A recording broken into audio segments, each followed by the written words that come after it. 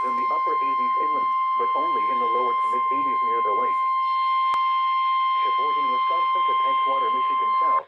The National Weather Service in Milwaukee, Sullivan has issued a special marine warning for Lake Michigan nearshore and open special waters marine warning. Lake from Port Washington, Wisconsin to Wind Point, Wisconsin until 5:30 p.m. At 3:54 p.m., severe thunderstorms are located along a line extending from 43 nautical miles west of Milwaukee to 27 nautical miles west of Oak Creek, moving east at 40 knots.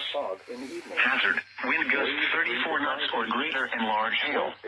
That doesn't look good. Impact: small craft could Large be hail? damaged and briefly That's higher winds impossible. and suddenly higher waves. Large hail could result in structural damage. Severe thunderstorms will remain over mainly open waters. Move to safe harbor until hazardous weather passes. Waves 2 to 4 feet. Thursday, southwest winds 10 to 20 knots.